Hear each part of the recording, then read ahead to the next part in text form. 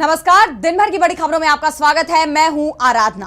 आज इस बुलेटिन में बात होगी बंगाल में दूसरे दौर की वोटिंग से पहले मचे बवाल की। জিজ্ঞেস করুন আপনি কি করে দাঁড়িয়ে মিটিং এ বলছেন যে ঝুলিয়ে দেওয়া হবে। आम आदमी पार्टी के बागी सांसदों पर आई मुसीबत की। सातों राज्यसभा के सांसदों की सदस्यता पूरी तरीके से समाप्त की जाए। देखेंगे बिहार में कैसे संकट में घिरी एनडीए की सरकार। अखिलेश ने किसानों के मुद्दे पर कैसे बीजेपी को घेरा। भारतीय जनता पार्टी से बड़ी गिद्ध पार्टी कोई सी नहीं है। जानेंगे कांग्रेस नेता पवन खेड़ा को क्या मिली राहत, और बुलेटिन के आखिर में देखेंगे जाने माने कार्टूनिस्ट इरफान की किस खबर पर पड़ी तिरछी नजर। लेकिन दिन भर की तमाम बड़ी खबरों से पहले एक नजर आज की सुर्खियों पर। बीजेपी नेता राम माधव के बयान पर राहुल गांधी का तीखा हमला। कहा, माधव ने आरएसएस और बीजेपी के असली स्वभाव को किया उजागर। माधव ने भारत के अमेरिका के आगे झुकने की कही थी बात। के कविता की नई पार्टी तेलंगाना राष्ट्र सेना का ऐलान। बीआरएस से निलंबन के बाद शुरू किया गया नया सियासी सफर। बोली, 12 साल बाद भी तेलंगाना की जनता को नहीं मिला अपना हक। मध्य प्रदेश की बीजेपी सरकार में कैबिनेट मंत्री नागर सिंह चौहान के भाई इंदर सिंह चौहान के खिलाफ एक्शन। महिला सीईओ को जान से मारने की धमकी देने का केस दर्ज। महिला सरकारी अधिकारी को कहे थे अपशब्द। मणिपुर की राजधानी इंफाल में कोकोमी की रैली में हुआ बवाल। सीएम आवास जा रहे प्रदर्शनकारियों का सुरक्षा बलों के साथ टकराव। पुलिस ने दागे आंसू गैस के गोले।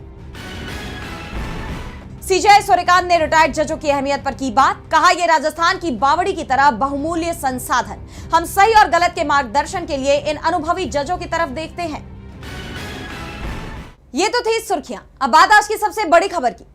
पश्चिम बंगाल विधानसभा चुनाव के दूसरे चरण का प्रचार अब अंतिम दौर में पहुंच गया है, और दूसरे चरण में भी सियासी दलों से ज्यादा सक्रियता केंद्रीय जांच एजेंसियों की दिखाई दे रही है। ईडी के छापे पड़ रहे हैं, वहीं चुनाव आयोग अधिकारियों पर कार्रवाई करता दिखाई दे रहा है। इस बीच सियासी दल प्रचार में भी दम लगा रहे हैं। देखिए ये रिपोर्ट। पश्चिम बंगाल में चुनावी रैलियों का शोर थमने का नाम नहीं ले रहा।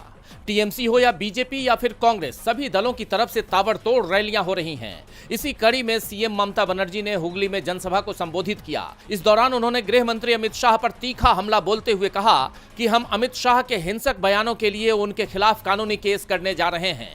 गृह मंत्री होने के नाते वो ऐसी टिप्पणी नहीं कर सकते। दरअसल अमित शाह ने फर्स्ट फेज की वोटिंग के बाद कहा था कि अगर टीएमसी के गुंडे चुनाव के दौरान गड़बड़ी फैलाने की कोशिश करेंगे तो उन्हें उल्टा लटकाकर सीधा कर दिया जाएगा, जिस पर ममता बनर्जी भड़की हुई हैं।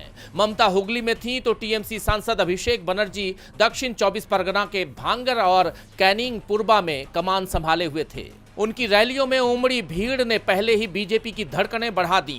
वहीं अभिषेक ने उनकी चिंता को और बढ़ाते हुए ये दावा भी कर दिया कि तृणमूल कांग्रेस 23 अप्रैल को ही शतक लगा चुकी है और 29 तारीख को वो दोहरा शतक लगाएगी। तो टीएमसी दावा कर रही है कि वो भारी बहुमत के साथ सत्ता में वापसी करेगी। वहीं बीजेपी का कहना है कि इस बार जनता ममता की सरकार को उखाड़ फेंकेगी।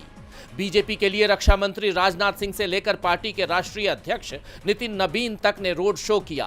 उधर कांग्रेस सांसद राहुल गांधी ने भी प्रचार मैदान में एंट्री मार ली। उन्होंने पीएम मोदी से लेकर सीएम ममता बनर्जी तक सभी को निशाने पर ले लिया। ये पहले इंडस्ट्रियल एरिया हुआ करता था, यहां पे जूट मिल्स हुआ करते थे, यहां पे इंडस्ट्री हुआ करती थी। कौन लाया था? कांग्रेस पार्टी लाई थी। और आज की सच्चाई चाहे ममता जी हो, चाहे नरेंद्र मोदी जी हो, इनको रोजगार से कुछ लेना देना नहीं। इस बीच पश्चिम बंगाल में केंद्रीय जांच एजेंसियों की सक्रियता और चुनाव आयोग की कार्रवाई भी दिखाई दी। चुनाव आयोग ने 5 पुलिस अधिकारियों को पक्षपातपूर्ण रवैया अपनाने के आरोप में निलंबित कर दिया है। गौर करने वाली बात यह है कि ये सभी अभिषेक बनर्जी के क्षेत्र डायमंड हार्बर में तैनात थे। ऐसे में किसी क्षेत्र विशेष में उसकी ये कार्रवाई भी सवालों से घिर गई है। बहरहाल, जिस तरह बंगाल में सभी राजनीतिक दल अपनी अपनी जोर आजमाइश में जुटे हुए हैं, ऐसे में ये चुनाव बेहद दिलचस्प मोड़ पर आ गया है। अब सबकी नजरें 4 मई को आने वाले नतीजों पर टिक गई हैं। बंगाल में सियासी संग्राम चरम पर है, वहीं दिल्ली की सियासत में भी गहमा गहमी दिखाई दे रही है। आम आदमी पार्टी में हुई टूट ने अरविंद केजरीवाल को हिला दिया है। अब आम आदमी पार्टी की तरफ से बागी सांसदों की सदस्यता खारिज कराने की तैयारी की जा रही है। तो क्या है ये पूरा मामला, देखिए इस रिपोर्ट में। आम आदमी पार्टी को 24 अप्रैल को बड़ा झटका लगा। देखते ही देखते पार्टी के 2/3 यानी 7 राज्यसभा सांसद बीजेपी में शामिल हो गए, जिसे लेकर अभी तक चर्चाओं का बाजार गरमाया हुआ है। 4 सांसदों के नाम पर मुहर भी लग गई है, लेकिन बाकी 3 के नाम पर सस्पेंस बरकरार है। इन 4 सांसदों में राघव चड्ढा, संदीप पाठक, अशोक मित्तल और स्वाति मालीवाल शामिल है। इन सांसदों के बीजेपी में शामिल होने के बाद पार्टी गदगद हो गई। वहीं आम आदमी पार्टी ने अपने बागी राज्यसभा सांसदों के खिलाफ कड़ी कार्रवाई की तैयारी कर ली है। आप सांसद संजय सिंह ने प्रेस कॉन्फ्रेंस कर कहा, आज चेयरमैन राज्यसभा को, उपराष्ट्रपति महोदय को इन सारे नियमों का हवाला देते हुए पत्र दूंगा कि इन 7 सदस्यों की, इन 7 राज्यसभा के सांसदों की सदस्यता पूरी तरीके से समाप्त की जाए, जिसमें से तो 3 लोग साफ तौर पे कल बीजेपी के दफ्तर में भी गए थे। आम आदमी पार्टी का आरोप है कि ये सांसद पार्टी से इस्तीफा देकर भाजपा में शामिल हुए हैं, जो संविधान की 10वीं अनुसूची यानी दल बदल विरोधी कानून के तहत स्वैच्छिक रूप से पार्टी की सदस्यता छोड़ने के बराबर है। पार्टी नेताओं ने बागी सांसदों को गद्दार करार दिया है और कहा है कि उन्होंने पंजाब के कार्यकर्ताओं के खून पसीने और जनता के भरोसे के साथ विश्वासघात किया है। इसके अलावा पार्टी ने इस घटनाक्रम को ऑपरेशन लोटस बताते हुए विपक्षी दलों को कमजोर करने की भाजपा की साजिश करार दिया है। अब देखना ये होगा कि उपराष्ट्रपति आम आदमी पार्टी की शिकायत पर आखिर क्या रुख अपनाते हैं। मुख्यमंत्री भगवंत मान ने राष्ट्रपति द्रौपदी मुर्मू से मिलने का वक्त मांगा है और सांसदों को वापस बुलाने की भी मांग उठाई है। फिलहाल राघव चड्ढा और उनके साथ गए सांसद मुश्किल में फंसते दिखाई दे रहे हैं, तो मुश्किलें बिहार बीजेपी की भी कम होती नजर नहीं आ रही। सम्राट चौधरी सीएम बन गए हैं, लेकिन 10 दिन बाद भी मंत्रिमंडल का विस्तार नहीं कर पाए। इसे लेकर जेडीयू का दबाव भी उन पर पड़ रहा है। पार्टी नेताओं की नाराजगी की भी खबरें आ रही हैं। देखिए ये रिपोर्ट। बिहार की राजनीति में इन दिनों जबरदस्त हलचल है। विधानसभा में विश्वास मत हासिल करने के बाद नई सरकार की नजरें मंत्रिमंडल विस्तार पर टिकी है। इसी बीच सियासी सरगर्मी तब और बढ़ गई जब पूर्व मुख्यमंत्री और राज्यसभा सांसद नीतीश कुमार ने नए सीएम सम्राट चौधरी से मुलाकात की। नीतीश कुमार के साथ केंद्रीय मंत्री ललन सिंह भी मौजूद थे। सीएम आवास पर यह बैठक करीब 20 मिनट चली। इसे भले ही शिष्टाचार भेंट कहा जा रहा है, लेकिन इसके सियासी मायने काफी गहरे हैं। माना जा रहा है कि इस मुलाकात में कैबिनेट विस्तार की पूरी रूपरेखा तय हुई है। इससे पहले सुबह नीतीश कुमार ने डिप्टी सीएम विजेंद्र यादव से भी खास मुलाकात की थी। चर्चा है कि नई कैबिनेट में जातीय और क्षेत्रीय समीकरणों को साधा जाएगा। दूसरी तरफ कैबिनेट विस्तार से ठीक पहले पूर्व डिप्टी सीएम विजय कुमार सिन्हा उज्जैन पहुंच गए हैं। उन्होंने महाकालेश्वर मंदिर में भस्म आरती की। आपको बता दें, पिछली सरकार में सिन्हा डिप्टी सीएम थे, लेकिन इस बार उप मुख्यमंत्री के दोनों पद जेडीयू के खाते में गए हैं। ऐसे में उनकी इस तीर्थ यात्रा को उनके राजनीतिक भविष्य से जोड़कर देखा जा रहा है। संभावना है कि 10 मई तक मंत्रिमंडल का विस्तार हो सकता है। फिलहाल सरकार में सिर्फ सीएम सम्राट चौधरी और 2 डिप्टी सीएम शामिल हैं। जल्द ही नए चेहरों को शपथ दिलाई जाएगी, जिससे पहले ही राज्य में सियासी हलचल तेज हो गई है। सम्राट चौधरी की मुश्किलें कम होती नहीं दिख रही। वहीं यूपी में भी बीजेपी के सामने संकट खड़ा होता दिखाई दे रहा है। यूपी विधानसभा चुनावों में 1 साल से भी कम का वक्त बचा है और सपा चीफ अखिलेश यादव अभी से चुनावी मोड में आ गए हैं। उन्होंने चुनावी वादे भी शुरू कर दिए हैं। हर वर्ग की मदद का भरोसा दे रहे हैं और अब अखिलेश ने गन्ना किसानों के लिए बड़ा ऐलान किया है। तो क्या कुछ कहा है अखिलेश ने, देखिए इस रिपोर्ट में। 2027 में होने वाले विधानसभा चुनाव को लेकर सभी राजनीतिक दल तैयारियों में जुट गए हैं। बयानबाजी के साथ चुनावी वादों का दौर भी शुरू हो गया है। इसी कड़ी में सपा प्रमुख अखिलेश यादव ने प्रेस कॉन्फ्रेंस कर बीजेपी पर बड़ा हमला बोला है। उन्होंने कहा, भारतीय जनता पार्टी से बड़ी गिद्ध पार्टी कोई सी नहीं है। इसके अलावा अखिलेश यादव ने भारत और अमेरिका की डील को लेकर भी सवाल उठाए। उन्होंने कहा, और इधर अमेरिका से डील के बाद सुनने में आ रहा है कि बड़े पैमाने पे एग्रीकल्चर से जुड़े और एग्रीकल्चर प्रोडक्ट्स भी भारत में आ जाएंगे। अगर फीड आएगा, एग्रीकल्चर प्रोडक्ट्स आएंगे तो हमारा किसान संकट में चला जाएगा। और किसान हमारी अर्थव्यवस्था की नींव है। अगर नींव ही हिल जाएगी तो हमारी अर्थव्यवस्था और अर्थव्यवस्था से जुड़ा हुआ हमारा देश और प्रदेश की खुशहाली का आंकड़ा भी बदल जाएगा। अखिलेश यही नहीं रुके। उन्होंने बीजेपी पर किसानों के साथ धोखा करने का आरोप लगाते हुए आगे कहा कि गाजीपुर से गाजियाबाद तक यूपी में किसान हैं और बीजेपी सरकार ने आय दोगुनी की बात करी थी, लेकिन किसान को कुछ नहीं मिला। आंकड़ों के मुताबिक किसानों ने बड़ी संख्या में अपनी जान ले ली। जब हमारा खेत मुस्कुराएगा तो देश मुस्कुराएगा। हमारा किसान खुशहाल होगा तो हमारी अर्थव्यवस्था भी खुशहाल होगी। आए दिन हमारे किसानों को यह सामना करना पड़ता है कि उनका भुगतान नहीं हुआ है। ये सबसे बड़ा फैसला आज के दिन हम लोग लेना चाहते थे कि आने वाले समय में हमारी कोशिश होगी और हमारा विजन होगा कि 24 घंटे के अंदर किसानों का भुगतान हो जाए गन्ने का। वो इंतजाम हम लोग करने का फैसला ले रहे थे और ले रहे हैं आज। अखिलेश ने आगे कहा कि हम 15,000 करोड़ रुपए का किसान रिवॉल्विंग फंड बनाएंगे, जिससे किसान को भुगतान के लिए इंतजार नहीं करना पड़ेगा। पर्ची मिलते ही भुगतान हो जाएगा। बड़े पैमाने पर किसान कर्ज लेते हैं, ऐसे में कानून बनाकर उनका कर्ज माफ किया जाएगा। अखिलेश ने आरोप लगाया कि सपा सरकार में किसानों के लिए मिलने वाली सुविधाएं मौजूदा सरकार ने छीन ली। एक्सप्रेसवे पर मंडियां बनाना शुरू हो गई। कन्नौज में आलू के लिए जितनी मंडियां सपा सरकार में बनी, उससे आगे नहीं बढ़ सकी। सपा प्रमुख के इन आरोपों के बाद बीजेपी सख्ते में है। अब देखना यह होगा कि बीजेपी इन आरोपों पर सफाई में क्या कुछ कहती है। अखिलेश यादव बीजेपी की परेशानी बढ़ा रहे हैं, तो दूसरी तरफ चुनाव आयोग भी परेशानी में घिरता दिखाई दे रहा है। पूर्व मुख्य चुनाव आयुक्त ने ही वर्तमान में चुनाव आयोग की कार्यप्रणाली पर सवाल खड़े कर दिए हैं। पूछा है कि ज्ञानेश कुमार कर क्या रहे हैं, क्या ऐसे ही चुनाव कराए जाएंगे? तो क्या सवाल किए हैं पूर्व मुख्य चुनाव आयुक्त ने, जानने के लिए देखिए ये रिपोर्ट। सीनियर वकील और राज्यसभा सांसद कपिल सिब्बल ने हाल ही में पूर्व मुख्य चुनाव आयुक्त SY कुरैशी, कांग्रेस की नेता रेणुका चौधरी और राजनीतिक विश्लेषक योगेंद्र यादव से बातचीत की। इस बातचीत में भारतीय लोकतंत्र के मौजूदा हालात और चुनावी प्रक्रियाओं की पारदर्शिता पर गंभीर चिंता जताई गई। चर्चा का सबसे ज्वलंत मुद्दा लॉजिकल डिस्क्रिपेंसी के नाम पर लाखों वोटरों के नाम हटाया जाना रहा। कपिल सिब्बल और SY कुरैशी ने इस पर कड़ा एतराज जताते हुए इसे आर्टिफिशियल इंटेलिजेंस का गलत इस्तेमाल करार दिया। पूर्व मुख्य चुनाव आयुक्त SY कुरैशी ने साफ किया कि स्पेलिंग की मामूली गलतियों को आधार बनाकर वैध वोटरों को चुनावी प्रक्रिया से बाहर करना लोकतंत्र के लिए घातक है। SY कुरैशी ने चेतावनी भरे लहजे में कहा, भारत बांग्लादेश मॉडल की ओर बढ़ रहा है, जहां चुनाव आयोग जैसी संस्थाओं की विश्वसनीयता खत्म होने के बाद पूरा लोकतांत्रिक ढांचा चरमरा जाता है।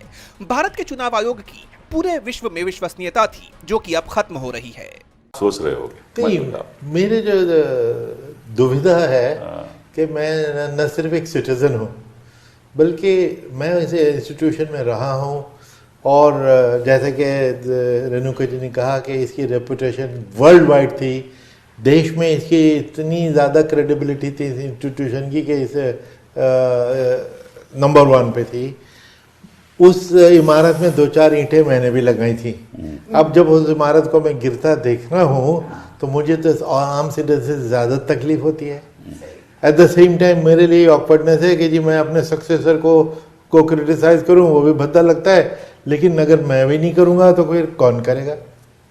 Somebody who knows the system, who has been... वहीं रेणुका चौधरी ने चुनाव आयोग पर सत्ताधारी दल के इशारे पर काम करने का आरोप लगाते हुए कहा कि आज जनता को अपने अधिकारों के लिए भिखारी बना दिया गया है। वहीं योगेंद्र यादव ने पश्चिम बंगाल के चुनावी परिदृश्य का विश्लेषण करते हुए 4D फॉर्मूला यानी डेस्परेशन, डिटेरियोरेशन, डिटरमाइंड ऑपोजिशन और डेमोग्राफिक प्रॉब्लम को समझाया। उन्होंने दावा किया कि वहां लगभग 27 लाख लोगों के नाम गलत तरीके से वोटर लिस्ट से हटाए गए हैं, जो चुनावी निष्पक्षता पर बड़ा सवालिया निशान लगाता है। पूरी चर्चा का सार ये रहा कि भारतीय लोकतंत्र इस वक्त एक बेहद चुनौतीपूर्ण दौर से गुजर रहा है। कपिल सिब्बल ने आखिर में जोर देकर कहा कि जब संवैधानिक संस्थाएं अपनी निष्पक्षता खोने लगे तो लोकतंत्र को बचाने की आखिरी जिम्मेदारी देश की जागरूक जनता पर आ जाती है। इस बातचीत की अब हर तरफ चर्चा हो रही है। चुनाव आयोग की भूमिका सवालों में है, तो सवालों में असम की बीजेपी सरकार भी है, जो विरोध बर्दाश्त नहीं कर पाती। असम में चुनाव के दौरान कांग्रेस प्रवक्ता पवन खेड़ा ने मुख्यमंत्री हिमंता बिस्वा शर्मा की पत्नी के 3 पासपोर्ट का मुद्दा उठाया था, जिसके बाद से ही खेड़ा की गिरफ्तारी की कोशिश में असम पुलिस जुट गई। लेकिन कांग्रेस ने भी साफ कर दिया है कि वो अपने नेता के साथ है। खेड़ा ने कुछ भी गलत नहीं कहा था। कांग्रेस नेता पवन खेड़ा कानूनी पछड़े में फंस गए हैं। मामला असम के सीएम हिमंता बिस्वा शर्मा की पत्नी रिनिकी भुइयां से जुड़े सनसनीखेज खुलासे का है। इस मामले में एक तरफ तेलंगाना हाई कोर्ट से उन्हें राहत मिली थी, तो वहीं गुवाहाटी हाई कोर्ट से उन्हें झटका लगा था। कोर्ट ने उनकी अग्रिम जमानत याचिका खारिज कर दी थी और उनसे पूछताछ के आदेश दे दिए थे। वहीं अब पूरा विपक्ष एकजुट होकर पवन खेड़ा के समर्थन में उतर आया है। पवन खेड़ा के बचाव में विपक्ष ने गुवाहाटी हाई कोर्ट के फैसले को सुप्रीम कोर्ट में चुनौती देने का फैसला लिया है। कांग्रेस महासचिव जयराम रमेश ने जानकारी दी। उन्होंने सोशल मीडिया प्लेटफॉर्म एक्स पर पोस्ट किया कि पूरी भारतीय राष्ट्रीय कांग्रेस अपने मीडिया और प्रचार विभाग के अध्यक्ष पवन खेड़ा के साथ पूरी मजबूती से एकजुट खड़ी है। गुवाहाटी कोर्ट के फैसले को सुप्रीम कोर्ट में चुनौती देने की प्रक्रिया चल रही है। हमें विश्वास है कि धमकी, डराने धमकाने और उत्पीड़न की राजनीति पर न्याय की जीत होगी। कांग्रेस ने पवन खेड़ा के मामले में अदालत के फैसले को सुप्रीम कोर्ट में चुनौती देने की तैयारी तो कर ली है, लेकिन मोदी सरकार पर विपक्ष के हमले अभी भी जारी हैं। इसी कड़ी में कांग्रेस ने आरोप लगाया कि पवन खेड़ा को जानबूझकर निशाना बनाया गया है, जिसके लिए राज्य तंत्र का दुरुपयोग किया गया है।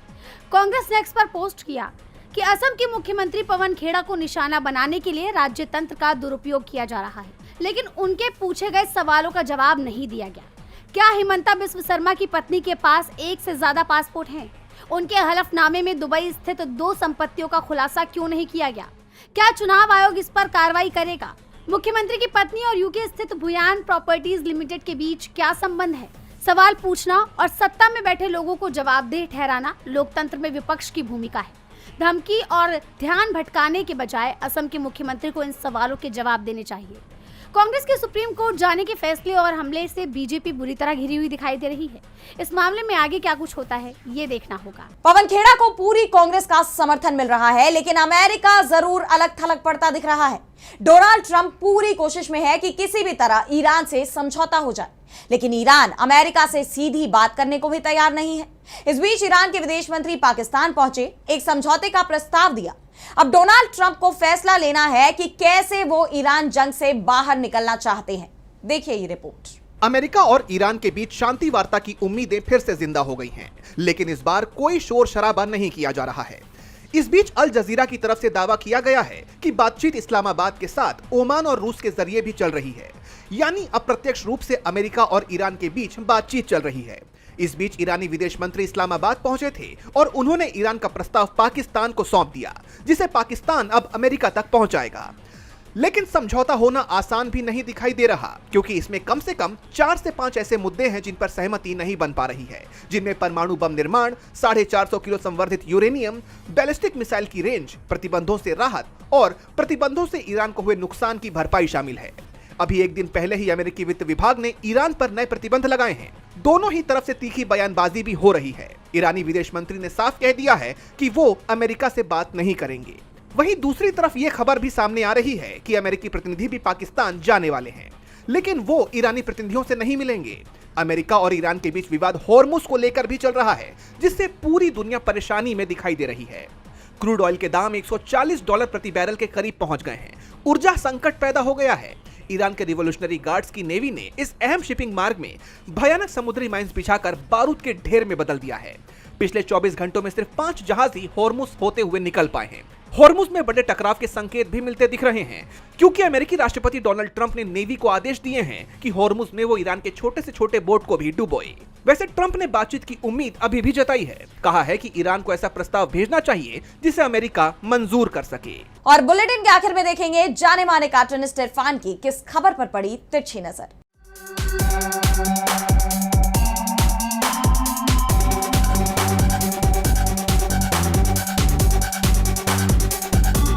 तिनका तिनका जोड़कर बनी हुई आम आदमी पार्टी की झाड़ू फिर से तिनका तिनका हो गई है। बहुत दुखद खबर है। इससे पहले महाराष्ट्र में, मध्य प्रदेश में और बिहार में सबने देखा है, बीजेपी हर पार्टी में अपने आत्मघाती दस्ते इसी तरह लगा के रखती है, जो समय आने पर ज़रूर फट जाते हैं। इस बार ये कांड आम आदमी पार्टी में हो गया। हालांकि इसकी तैयारी काफ़ी दिन पहले से हो रही थी।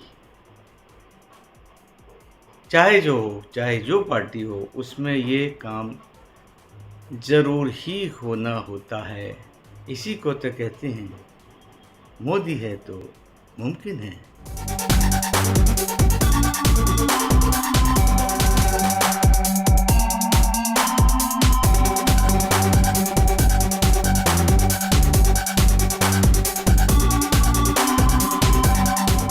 बहुत बहुत शुक्रिया इरफान जी। तो आज इस बुलेटिन में इतना ही। आप देखते रहिए डीबी लाइव। नमस्कार।